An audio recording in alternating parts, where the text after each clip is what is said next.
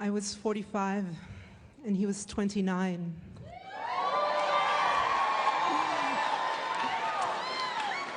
We met in a French medieval village called Bruniquel. And after 4 days of debate, I decided to go out with him. I couldn't resist him. He was the most extraordinary partner I have ever had. He was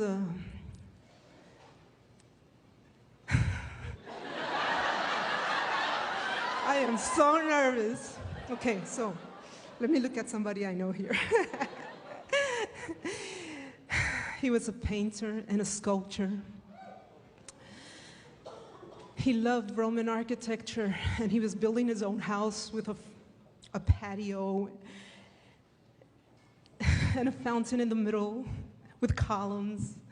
He loved nature. He taught me the names and the properties of trees and plants and flowers. He was an outstanding musician. He had created his own style of music that was flamenco music and Irish music put together. And when he played that music, it had delicious, indecent effects on me. Everything about him was exceptional. I couldn't believe that a man of his age and beauty and talent could be free and even more be interested in a woman of my age. As time went by,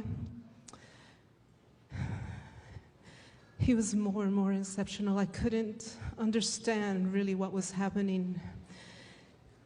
We traveled a lot. We went to a lot of festivals where he performed with this group called Kill the Dog. He used to play Irish music. We used to go up and climb in these old churches. He used to have this key ring with old keys that would go into any church, and I'd open, and we'd sneak inside and look at the paintings, and I always wanted to make love in there. And so he started calling me Puerquito. That means little pig in Spanish, because he said that I was defiling all the holy places of France. But he never said no, so I called him Puerquito too. There was one thing that was very peculiar about him, and that is that when he looked at children, his eyes would just beam and glow. And one day it suddenly dawned on me, and I said, Jean-Michel, do you want to have children? And he said, yes, of course. I would have plugged them into the sun. He just beamed. And at that moment, I just said, oh my God, my heart just stopped. Have you ever seen Iron Man when he puts on his suit? It was that was my heart. I just barricaded my heart. My heart stopped. I knew that it was the end. At that moment, I knew that it was the end. You see, I had had 2 children of my own. They were already grown up. I loved my freedom and I loved my life. And for nothing in the world was I going to deprive that human being from living the experience of having children. I went home and I cried all night long. And the next day I left him. But it wasn't over. For 3.5 years, Jean-Michel and I would struggle to go our separate ways. We would struggle to talk sense into ourselves. And in his folly, he was ready to give up his dream, and I was ready to give him kids. But we both knew that it just wasn't possible. We could not do this. We shouldn't do this. We shouldn't sacrifice our lives in such a way. So I began bringing girlfriends to our outings in hopes that he would look at them, but he would never look at them. I really didn't know what to do. We couldn't stay away from one another. We'd cry and just didn't know what to do. Our friends didn't understand us, our families even less. And time was ticking. I was almost 50. And then one day I was sitting in a terrace in Toulouse, drinking, and suddenly she walked by. It was magical, irreasonable. It was powerful. I could feel her essence. She had red hair. She was wearing a velour hat. It was a Victorian hat. It was a little bit crushed soft. She was the most beautiful thing walking on two pair of legs. And I walked up to her and started a conversation with her. She was an author for children's books. And for 4 weeks, I entertained a unique relationship with her until the day that I invited her to come and see and meet my friend, Jean-Michel.